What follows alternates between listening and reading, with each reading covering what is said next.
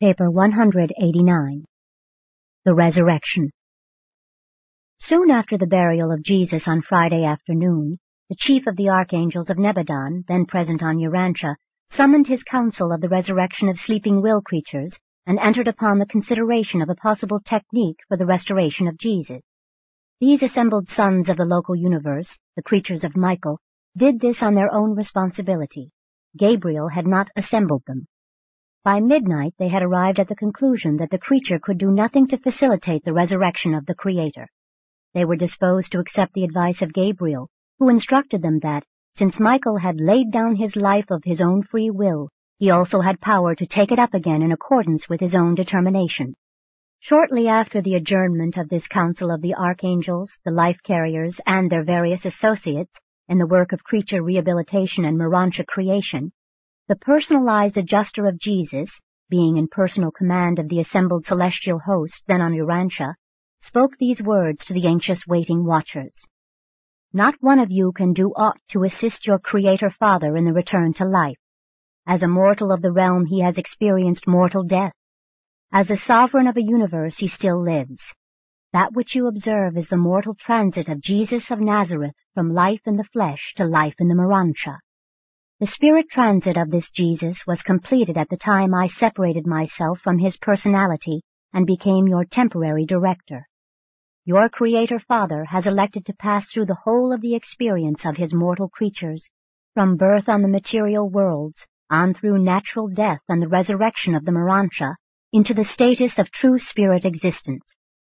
A certain phase of this experience you are about to observe, but you may not participate in it. Those things which you ordinarily do for the creature, you may not do for the Creator. A Creator Son has within himself the power to bestow himself in the likeness of any of his created sons. He has within himself the power to lay down his observable life and to take it up again. And he has this power because of the direct command of the Paradise Father, and I know whereof I speak. When they heard the personalized adjuster so speak, they all assumed the attitude of anxious expectancy, from Gabriel down to the most humble cherubim. They saw the mortal body of Jesus in the tomb. They detected evidences of the universe activity of their beloved sovereign, and not understanding such phenomena, they waited patiently for developments. 1.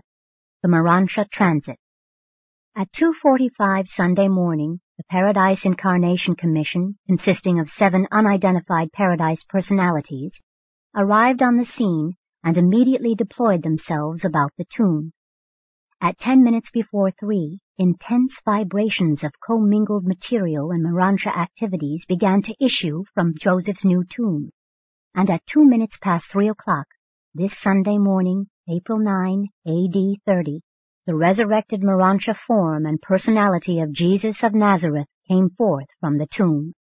After the resurrected Jesus emerged from his burial tomb, the body of flesh in which he had lived and wrought on earth for almost 36 years was still lying there in the sepulchre niche, undisturbed and wrapped in the linen sheet, just as it had been laid to rest by Joseph and his associates on Friday afternoon. Neither was the stone before the entrance of the tomb in any way disturbed. The seal of Pilate was still unbroken. The soldiers were still on guard. The temple guards had been on continuous duty. The Roman guard had been changed at midnight.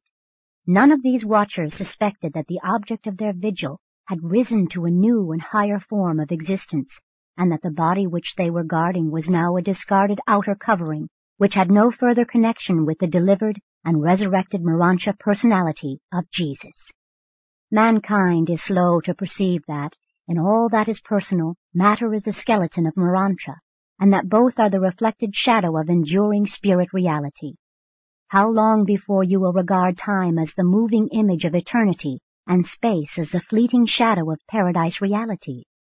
As far as we can judge, no creature of this universe, nor any personality from another universe, had anything to do with this Miranshah resurrection of Jesus of Nazareth. On Friday, he laid down his life as a mortal of the realm. On Sunday morning, he took it up again as a Miranshah being of the system of Satania in Norlashadet.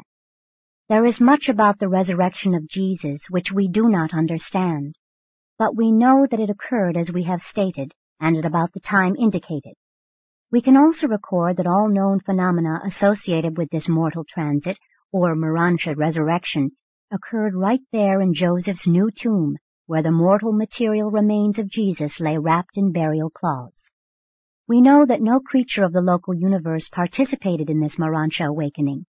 We perceived the 7 personalities of paradise surround the tomb, but we did not see them do anything in connection with the Master's awakening. Just as soon as Jesus appeared beside Gabriel, just above the tomb, the 7 personalities from paradise signalized their intention of immediate departure for Uversa. Let us forever clarify the concept of the resurrection of Jesus by making the following statements. 1. His material or physical body was not a part of the resurrected personality. When Jesus came forth from the tomb, his body of flesh remained undisturbed in the sepulchre. He emerged from the burial tomb without moving the stones before the entrance and without disturbing the seals of Pilate. 2. He did not emerge from the tomb as a spirit nor as Michael of Nebadan. He did not appear in the form of the Creator Sovereign, such as he had had before his incarnation in the likeness of mortal flesh on Urantia. 3. He did come forth from this tomb of Joseph in the very likeness of the Miranshah personalities of those who, as resurrected Miranshah ascendant beings, emerged from the resurrection halls of the first mansion world of this local system of Satania.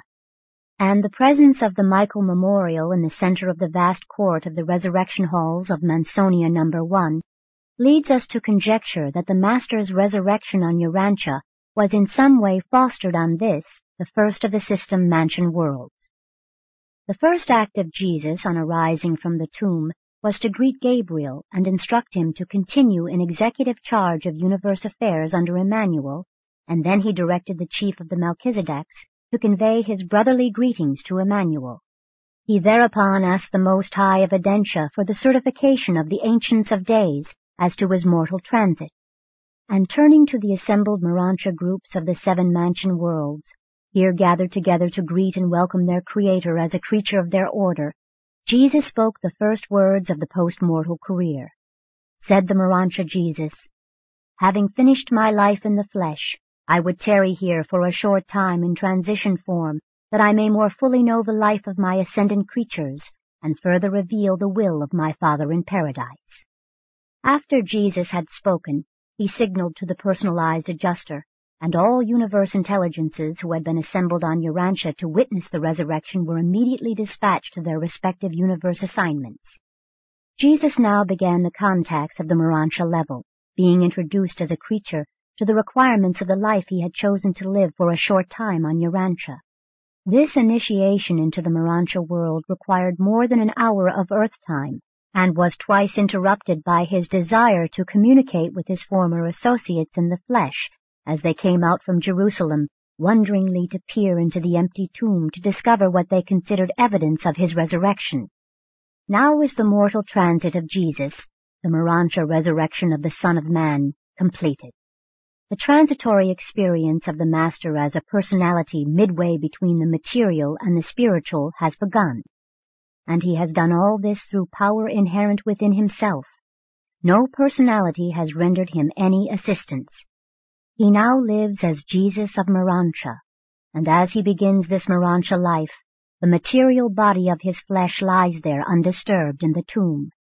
The soldiers are still on guard, and the seal of the governor about the rocks has not yet been broken. 2. The material body of Jesus. At 10 minutes past 3 o'clock, as the resurrected Jesus fraternized with the assembled Miranshah personalities from the 7 mansion worlds of Satania, the chief of archangels, the angels of the resurrection, approached Gabriel and asked for the mortal body of Jesus. Said the chief of the archangels, "We may not participate in the Miranshah resurrection of the bestowal experience of Michael our sovereign, but we would have his mortal remains put in our custody for immediate dissolution. We do not propose to employ our technique of dematerialization. We merely wish to invoke the process of accelerated time. It is enough that we have seen the sovereign live and die on Urantia. The hosts of heaven would be spared the memory of enduring the sight of the slow decay of the human form of the Creator and upholder of a universe. in the name of the celestial intelligences of all Nebadon, I ask for a mandate giving me the custody of the mortal body of Jesus of Nazareth and empowering us to proceed with its immediate dissolution."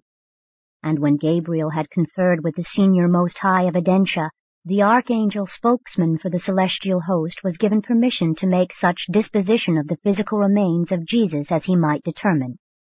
After the chief of archangels had been granted this request, he summoned to his assistance many of his fellows, together with a numerous host of the representatives of all orders of celestial personalities, and then, with the aid of the Urantia midwayers, proceeded to take possession of Jesus' physical body. This body of death was a purely material creation. It was physical and literal. It could not be removed from the tomb as the Miranshah form of the resurrection had been able to escape the sealed sepulchre. By the aid of certain Miranshah auxiliary personalities, the Miranshah form can be made at one time as of the spirit so that it can become indifferent to ordinary matter, while at another time it can become discernible and contactable to material beings, such as the mortals of the realm. As they made ready to remove the body of Jesus from the tomb, preparatory to according it the dignified and reverent disposal of near instantaneous dissolution, it was assigned the secondary Urantia midwayers to roll away the stones from the entrance of the tomb.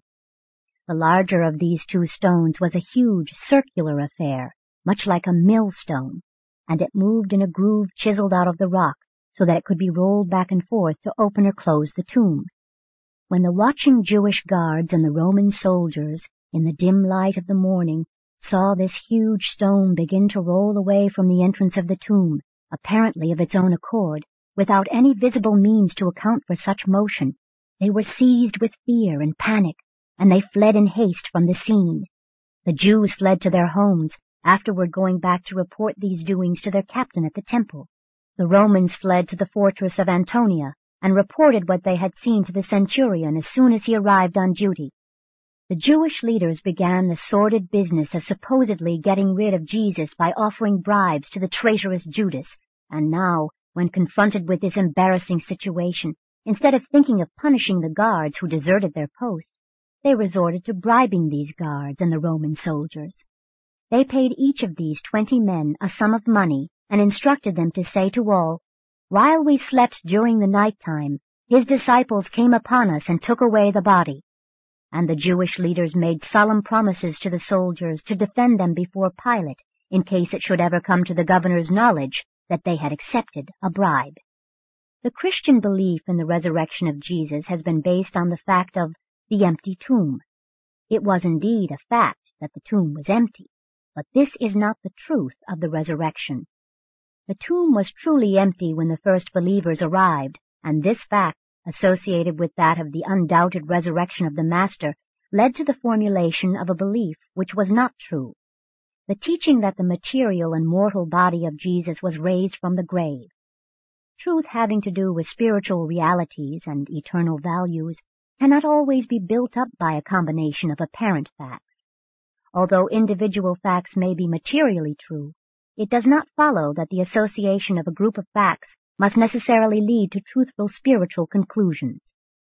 The tomb of Joseph was empty, not because the body of Jesus had been rehabilitated or resurrected, but because the celestial hosts had been granted their request to afford it a special and unique dissolution, a return of the dust to dust, without the intervention of the delays of time and without the operation of the ordinary and visible processes of mortal decay and material corruption. The mortal remains of Jesus underwent the same natural process of elemental disintegration as characterizes all human bodies on earth, except that, in point of time, this natural mode of dissolution was greatly accelerated, hastened to that point where it became well-nigh instantaneous. The true evidences of the resurrection of Michael are spiritual in nature, albeit this teaching is corroborated by the testimony of many mortals of the realm who met, recognized, and communed with the resurrected Miranshah Master. He became a part of the personal experience of almost 1,000 human beings before he finally took leave of Urantia. 3. The Dispensational Resurrection. A little after 4:30 this Sunday morning, Gabriel summoned the archangels to his side and made ready to inaugurate the general resurrection of the termination of the Adamic dispensation on Urantia. When the vast host of the seraphim and the cherubim concerned in this great event had been marshaled in proper formation, the Miranshah Michael appeared before Gabriel, saying, "As my Father has life in himself, so has he given it to the Son to have life in himself. Although I have not yet fully resumed the exercise of universe jurisdiction, this self-imposed limitation does not in any manner restrict the bestowal of life upon my sleeping sons. Let the roll call of the planetary resurrection begin." The circuit of the archangels then operated for the first time from Urantia. Gabriel and the archangel hosts moved to the place of the spiritual polarity of the planet, and when Gabriel gave the signal, there flashed to the first of the system mansion worlds the voice of Gabriel, saying, "By the mandate of Michael, let the dead of a Urantia dispensation rise." Then all the survivors of the human races of Urantia who had fallen asleep since the days of Adam, and who had not already gone on to judgment, appeared in the resurrection halls of Mansonia in readiness for Miranshah investiture. And in an instant of time, the seraphim and their associates made ready to depart for the mansion worlds. Ordinarily, these seraphic guardians, one time assigned to the group custody of these surviving mortals, would have been present at the moment of their awaking in the resurrection halls of Mansonia, but they were on this world itself at this time because of the necessity of Gabriel's presence here in connection with the Miranshah resurrection of Jesus. Notwithstanding that countless individuals having personal seraphic guardians, and those achieving the requisite attainment of spiritual personality progress, had gone on to Mansonia during the ages subsequent to the times of Adam and Eve, and though there had been many special and millennial resurrections of Urantia's sons, this was the third of the planetary roll calls, or complete dispensational resurrections. The first occurred at the time of the arrival of the planetary prince, the second during the time of Adam, and this, the third, signalized the Miranshah resurrection, the mortal transit of Jesus of Nazareth. When the signal of the planetary resurrection had been received by the chief of archangels, personalized adjuster of the Son of Man relinquished his authority over the celestial hosts assembled on Urantia, turning all these sons of the local universe back to the jurisdiction of their respective commanders. And when he had done this, he departed for Salvington to register with Emmanuel the completion of the mortal transit of Michael. And he was immediately followed by all the celestial host not required for duty on Urantia. But Gabriel remained on Urantia with the Miranshah Jesus. And this is the recital of the events of the resurrection of Jesus as viewed by those who saw them as they really occurred, free from the limitations of partial and restricted human vision. 4. Discovery of the empty tomb. As we approach the time of the resurrection of Jesus on this early Sunday morning, it should be recalled that the 10 apostles were sojourning at the home of Elijah and Mary Mark, where they were asleep in the upper chamber, resting on the very couches whereon they reclined during the Last Supper with their Master. This Sunday morning they were all there assembled except Thomas. Thomas was with them for a few minutes late Saturday night when they first got together, but the sight of the apostles, coupled with the thought of what had happened to Jesus, was too much for him. He looked his associates over and immediately left the room, going to the home of Simon in Bethphage, where he thought to grieve over his troubles in solitude.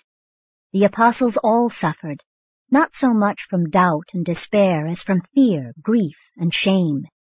At the home of Nicodemus there were gathered together, with David Zebedee and Joseph of Arimathea, some 12 or 15 of the more prominent of the Jerusalem disciples of Jesus.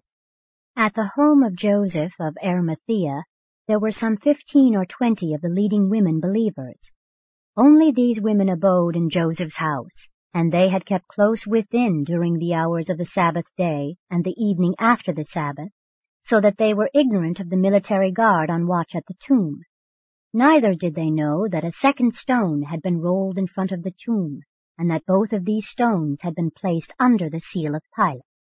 A little before 3 o'clock this Sunday morning, when the first signs of day began to appear in the east, 5 of the women started out for the tomb of Jesus. They had prepared an abundance of special embalming lotions, and they carried many linen bandages with them. It was their purpose more thoroughly to give the body of Jesus its death anointing and more carefully to wrap it up with the new bandages. The women who went on this mission of anointing Jesus' body were Mary Magdalene, Mary the mother of the Alphaeus twins, Salome the mother of the Zebedee brothers, Joanna the wife of Chuza, and Susanna the daughter of Ezra of Alexandria. It was about 3:30 when the 5 women, laden with their ointments, arrived before the empty tomb. As they passed out of the Damascus gate, they encountered a number of soldiers fleeing into the city more or less panic-stricken, and this caused them to pause for a few minutes. But when nothing more developed, they resumed their journey. They were greatly surprised to see the stone rolled away from the entrance to the tomb, inasmuch as they had said among themselves on the way out, "Who will help us roll away the stone?" They set down their burdens and began to look upon one another in fear and with great amazement. While they stood there, a-tremble with fear, Mary Magdalene ventured around the smaller stone and dared to enter the open sepulchre. This tomb of Joseph was in his garden on the hillside on the eastern side of the road, and it also faced toward the east. By this hour there was just enough of the dawn of a new day to enable Mary to look back to the place where the Master's body had lain, and to discern that it was gone.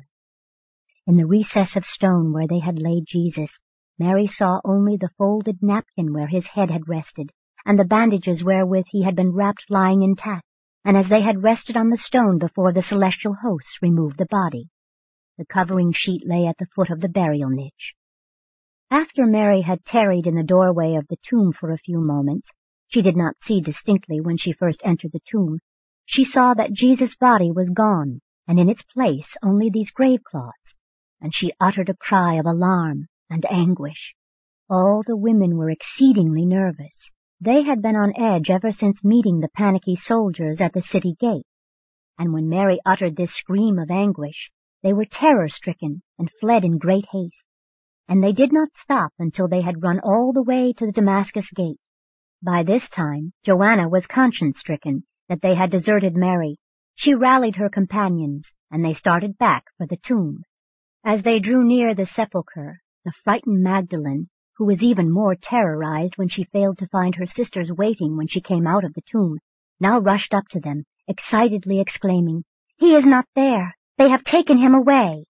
And she led them back to the tomb, and they all entered and saw that it was empty. All 5 of the women then sat down on the stone near the entrance and talked over the situation. It had not yet occurred to them that Jesus had been resurrected. They had been by themselves over the Sabbath, and they conjectured that the body had been moved to another resting place. But when they pondered such a solution of their dilemma, they were at a loss to account for the orderly arrangement of the gravecloths. How could the body have been removed, since the very bandages in which it was wrapped were left in position and apparently intact on the burial shelf? As these women sat there in the early hours of the dawn of this new day, they looked to one side and observed a silent and motionless stranger. For a moment they were again frightened, but Mary Magdalene, rushing toward him and addressing him as if she thought he might be the caretaker of the garden, said, "Where have you taken the Master? Where have they laid him? Tell us that we may go and get him." When the stranger did not answer Mary, she began to weep. Then spoke Jesus to them, saying, "Whom do you seek?" Mary said, "We seek for Jesus who was laid to rest in Joseph's tomb, but he is gone. Do you know where they have taken him?"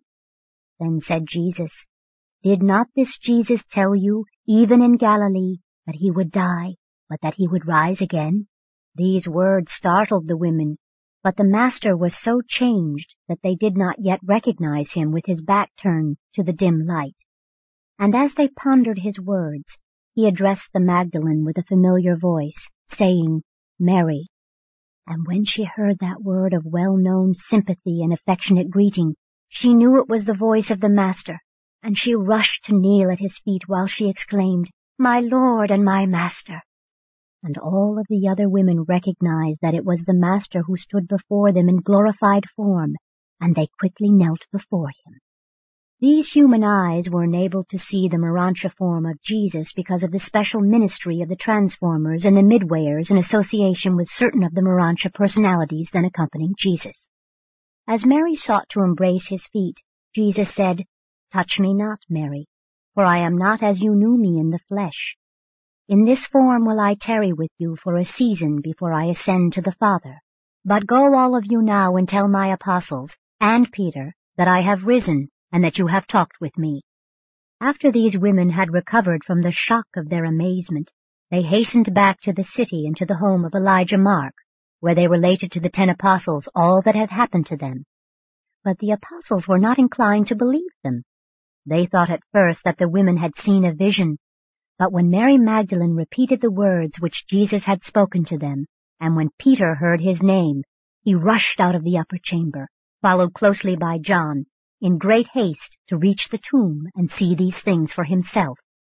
The women repeated the story of talking with Jesus to the other apostles, but they would not believe, and they would not go to find out for themselves as had Peter and John. 5. Peter and John at the tomb. As the 2 apostles raced for Golgotha and the tomb of Joseph, Peter's thoughts alternated between fear and hope. He feared to meet the Master, but his hope was aroused by the story that Jesus had sent special word to him. He was half persuaded that Jesus was really alive. He recalled the promise to rise on the 3rd day. Strange to relate, this promise had not occurred to him since the crucifixion until this moment as he hurried north through Jerusalem. As John hastened out of the city, a strange ecstasy of joy and hope welled up in his soul. He was half convinced that the women really had seen the risen Master. John, being younger than Peter, outran him and arrived first at the tomb. John tarried at the door, viewing the tomb, and it was just as Mary had described it. Very soon Simon Peter rushed up and, entering, saw the same empty tomb with the grave cloth so peculiarly arranged. And when Peter had come out, John also went in and saw it all for himself, and then they sat down on the stone to ponder the meaning of what they had seen and heard. And while they sat there, they turned over in their minds all that had been told them about Jesus, but they could not clearly perceive what had happened. Peter at first suggested that the grave had been rifled, that enemies had stolen the body, perhaps bribed the guards. But John reasoned that the grave would hardly have been left so orderly if the body had been stolen, and he also raised the question as to how the bandages happened to be left behind, and so apparently intact. And again they both went back into the tomb more closely to examine the grave cloths. As they came out of the tomb the 2nd time, they found Mary Magdalene returned and weeping before the entrance. Mary had gone to the apostles, believing that Jesus had risen from the grave, but when they all refused to believe her report, she became downcast and despairing. She longed to go back near the tomb, where she thought she had heard the familiar voice of Jesus. As Mary lingered after Peter and John had gone, the Master again appeared to her, saying, "Be not doubting. Have the courage to believe what you have seen and heard. Go back to my apostles, and again tell them that I have risen, that I will appear to them, and that presently I will go before them into Galilee, as I promised." Mary hurried back to the Mark home and told the apostles she had again talked with Jesus, but they would not believe her. But when Peter and John returned, they ceased to ridicule and became filled with fear and apprehension.